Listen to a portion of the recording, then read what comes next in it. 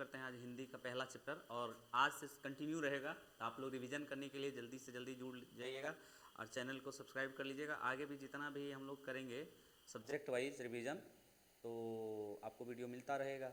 ठीक है, तो चलते हैं इसमें देखते हैं क्या क्या है। आपका भी रिवीजन हो जाएगा, देखते रहिए।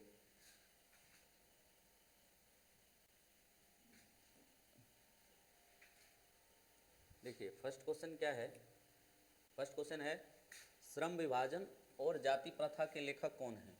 तो श्रम विभाजन और जाति प्रथा के लेखक कौन है? भीमराव अंबेडकर।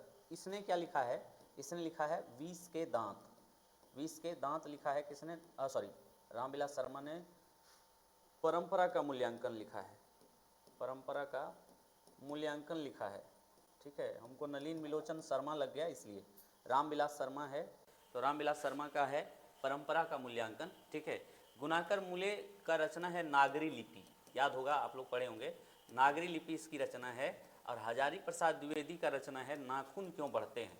नाखून क्यों बढ़ते हैं। ठीक है, नाखून क्यों बढ़ते हैं, एक ललित निबंध है हजारी प्रसाद द्विवेदी जी का।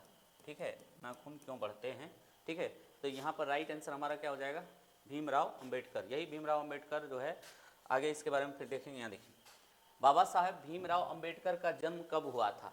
ठीक है, इसका जन्म हुआ था 14 अप्रैल 1891 को। ठीक है, 14 अप्रैल 1891 को हुआ था। अब कहाँ हुआ था तो ये भी याद रखिए, महू मध्य प्रदेश में हुआ था। महू मध्य प्रदेश में हुआ था। एक चीज़ और याद रखना है कि महू मध्य प्रदेश में इनका जन्म हुआ था। कहेगा किस परिवार में हुआ था, तो दलित परिवार में हुआ था। कौन परिवार में हुआ था? दलित परिवार में हुआ था। ठीक है, और इनके पिता का जो नाम था, पिता का नाम जो था वो रामजी सकपाल थे। रामजी सकपाल। ठीक है, रामजी सकपाल। और माता का नाम भीमाबाई। माता जो है इनकी थी भीमाबाई। ठीक है, भीमाबाई। ठीक है, तो महू मध्य प्रदेश में इनका जन्म होता है। दलित परिवार में जन्म होता है। पिता का नाम रामजी सकपाल, माता का नाम भीमाबाई। ठीक है, एक दलित परिवार में जन्म लेकर भी इन्होंने इतना डिग्रियां हासिल किया था, जिसके कारण जो है ये आगे बढ़े और हमारे संविधान के प्रारूप समिति के अध्यक्ष और हमारे संविधान के निर्माता भी कहलाए। अगला क्वेश्चन है, बाबा साहब भीमराव अंबेडकर का जन्म किस राज्य में हुआ था। अभी बताए कि मध्य प्रदेश में। कहाँ पर? तो महू में। ठीक है, महू मध्य प्रदेश में इनका जन्म होता है। कहाँ पर? महू मध्य प्रदेश में। ठीक है, याद रखिएगा। अगला क्वेश्चन क्या है कि भीमराव अंबेडकर के विख्यात भाषण एनिहिलेशन ऑफ कास्ट का हिंदी रूपांतरण किसने किया था। तो सबको पता है, ऑप्शन ददई सिंह यादव, ललई सिंह यादव, रूपक सिंह यादव और ललन सिंह यादव। इसका राइट आंसर हो जाएगा ललई सिंह यादव। ठीक है, इसी ने इसका हिंदी अनुवाद किया था, एनिहिलेशन ऑफ कास्ट। ये जाति पाति तोड़क मंडल का बैठक चल रहा था लाहौर में, वहीं पर इन्होंने भाषण दिया था। ठीक है, अगला है श्रम विभाजन और जाति प्रथा पाठ जो है बाबा साहेब के किस भाषण का संपादित अंश है। तो ये जो है ना, the caste in India their mechanism, यहाँ का नहीं है। जेनेसिस एंड डेवलपमेंट, ये इसी की रचना है लेकिन यहाँ से नहीं है। एनिहिलेशन ऑफ कास्ट, इससे ये संपादित है। हु आर क्षुद्राज, ये भी अंबेडकर की रचना है लेकिन इसका जो है संपादित अंश नहीं है। तो संपादित अंश कौन है, किसका है? तो एनिहिलेशन ऑफ कास्ट का है। ठीक है, अगला है, नेक्स्ट क्वेश्चन देखते हैं। आदर्श समाज स्वतंत्रता समानता भ्रातृत्व पर आधारित होगा, ये किसने कहा था? तो डॉक्टर भीमराव अंबेडकर ने कहा था। ठीक है, भीमराव अंबेडकर ने कहा था। इस मैक्स मुलर ने क्या कहा था कि भारत का जो हृदय है, भारत की जो आत्मा है वो गांव में निवास करती है। ये मैक्स मुलर, ठीक है, ये जर्मन जो है लेखक हैं। उसके बाद बिरजू महाराज का संबंध कथक नृत्य से है, ये भी आप लोगों को मालूम होना चाहिए। कथक नृत्य, अज्ञेय ने हिरोशिमा कविता लिखा है। हिरोशिमा कविता लिखा है। ठीक है, ये भी याद रखना है। मैक्स मुलर ने क्या लिखा? भारत से हम क्या सीखें।